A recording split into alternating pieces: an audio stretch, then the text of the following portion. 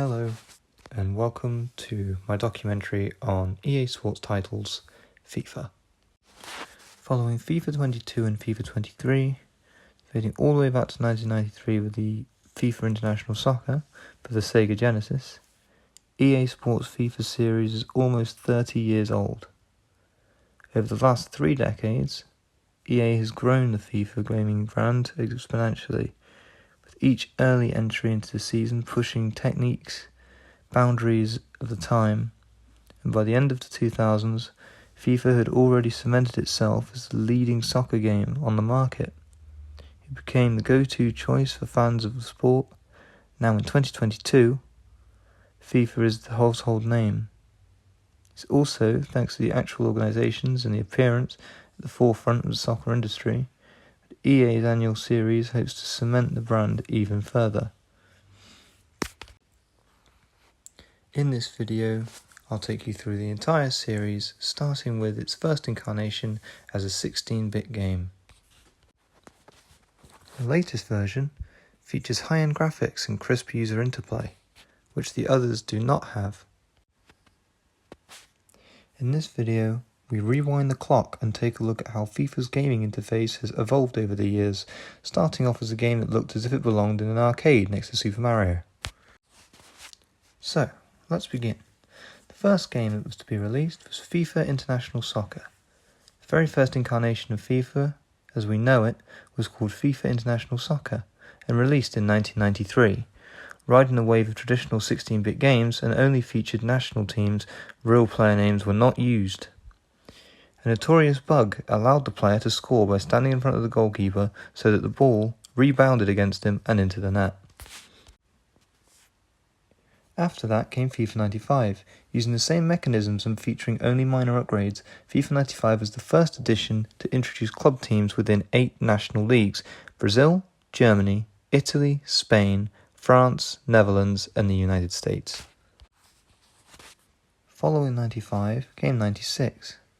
FIFA 96 was the first game to feature real-time 3D graphics on specific platforms, and was also the first to present players with real player names and positions, alongside ranking, transfer and team customization tools.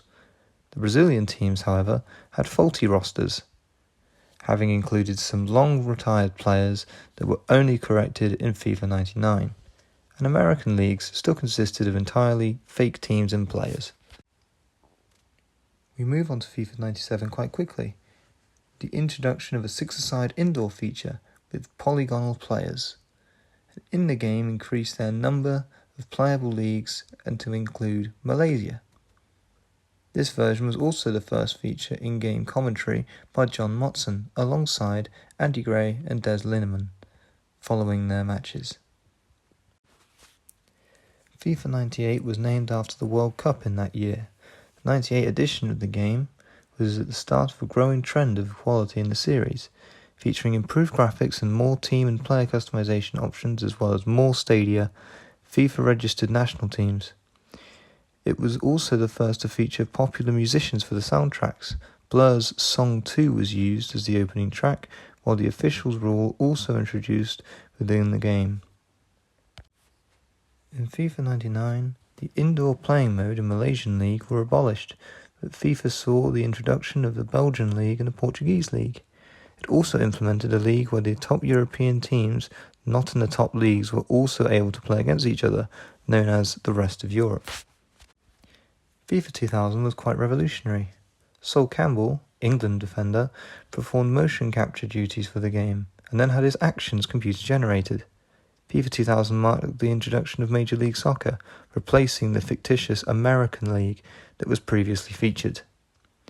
International recording star Robbie Williams was also cyber-scanned into the game, so you can see him when he sings the introduction to the game. The first online iteration of FIFA was 2001. This version was the first to include a power bar and shooting. FIFA's 2001 license also included official club emblems for the first time. In 2002, power bars for passes were introduced, and dribbling reduced in order to attain a higher challenge level. It was also the last iteration of the game that included Japan national team until FIFA 17. due to the side selling exclusive team rights to Konami in 2002. FIFA Football 2003 added greater player likeness to the likes of Thierry Henry and Ronaldinho, and also featured improved and completely new gameplay from previous editions. Freestyle control was introduced, allowing the user to flick the ball and lay it off to teammates. In FIFA 2004, the biggest new inclusion was secondary divisions, allowing the player to take lower ranked teams into the top leagues and competitions. A new gameplay feature dubbed Off the Ball was introduced, which is the ability to simultaneously control two players to move a second player into the box in anticipation of a pass. FIFA Football 2005 included the return of the Creator Player mode, as well as an improved career mode. It also saw the inclusion of the first touch gameplay, which provides gamers with the ability to perform real-life tricks and presses, and was the first version to feature the full Mexican League.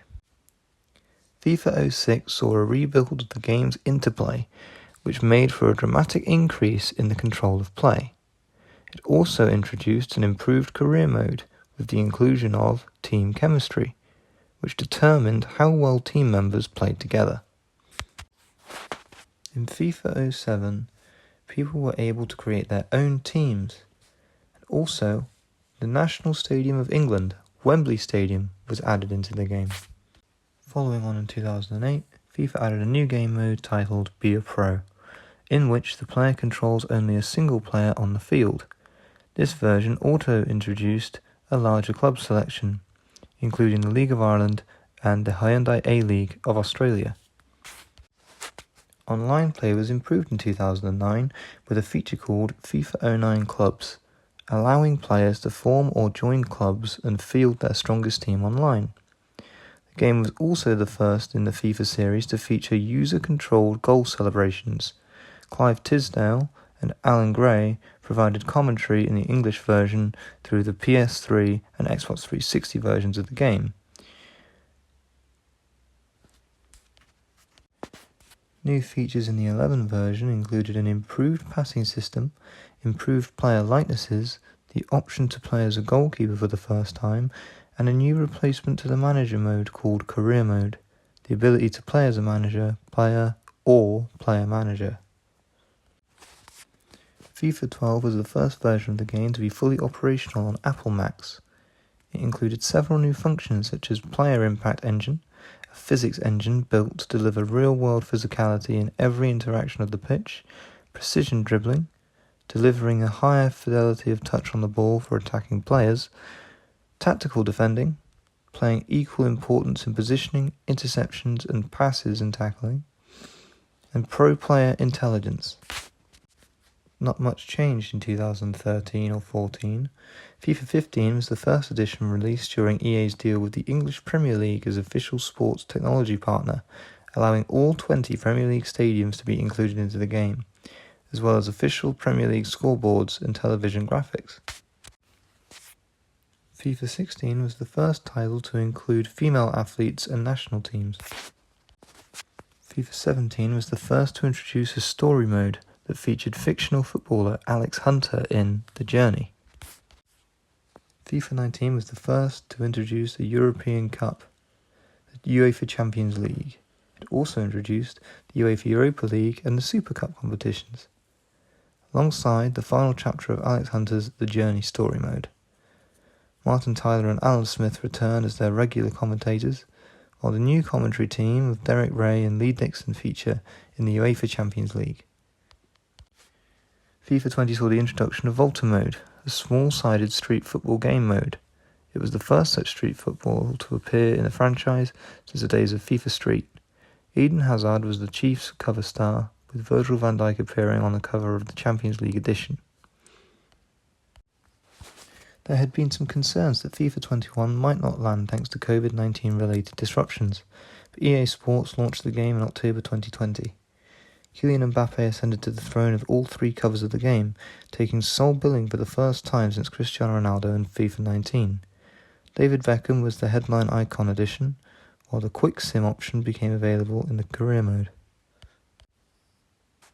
This concludes my research. I hope you've enjoyed.